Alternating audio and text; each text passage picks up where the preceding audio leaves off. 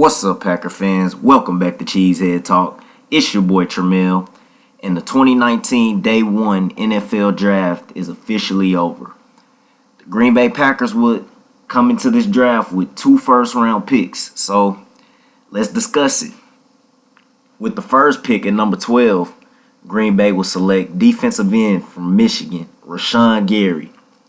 Now, in my opinion, I honestly believe it was a reach at number 12 because I think it was still some players that were better than him that were left on the board, like Christian Wilkins, Brian Burns, maybe even Montez Sweat.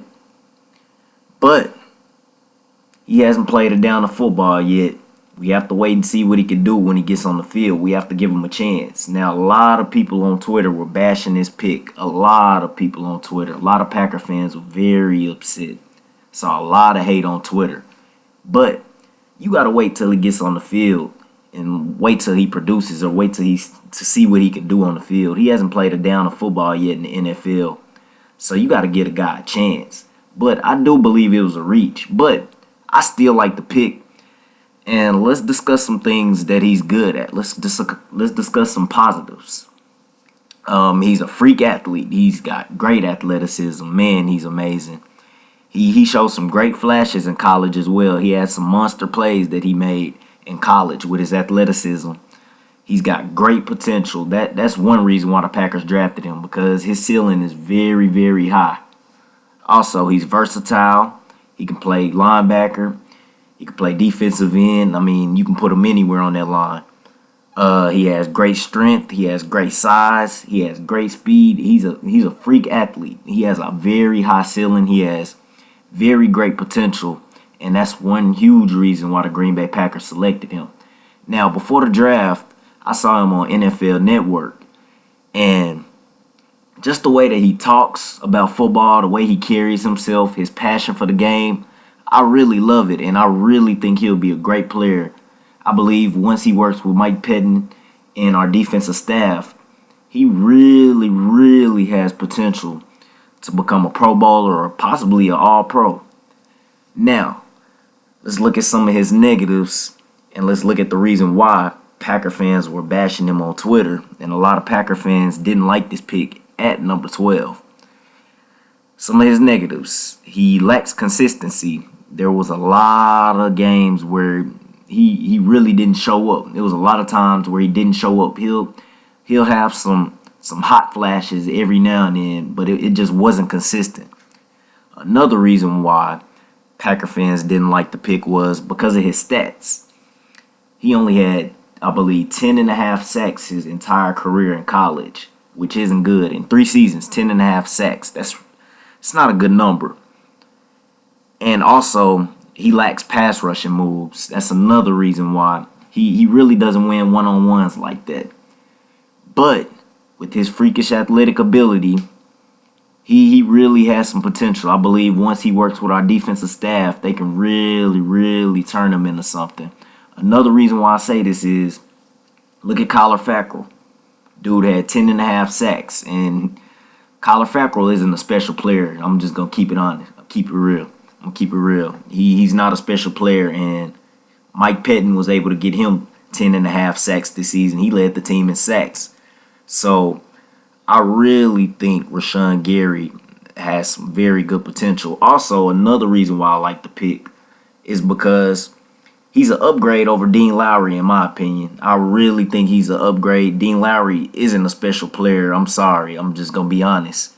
His best season is 3 sacks. He's had three seasons already under his belt, and the most sacks he's recorded in the season is 3 sacks. I think Dean Lowry's ceiling will probably be 5 sacks at best. It's nothing special about him. He's just the average pass rusher, in my opinion. But I think Rashawn Gary is an upgrade over Dean Lowry, and even if he doesn't start at defensive end, he could be a rotational guy as an outside linebacker out there with Preston Smith and Zadarius Smith. He can rotate with those guys as well. So you put him anywhere on that line, he can play. So I actually like this pick. It's really not as bad as Packer fans are making it seem. But moving on to the next pick, Green Bay would have pick number 30, but they will swap picks with Seattle, which they will move up to pick number 21. They will swap pick number 30 with Seattle, and then they will give up their 2 fourth-round picks to move up to number 21, and they will select safety Darnell Savage. Now, this guy, he's a stud. He can cover, he can tackle, he can stop the run, he can play in the slot. He ran a 4.36 at the combine. This dude is a complete safety, and you pair him next to Adrian Amos, man, it's going to be very dangerous on defense for Green Bay this year. We really have a good-looking defense coming into this season. And another reason why I love the pick is because he's a huge upgrade of what we had last year.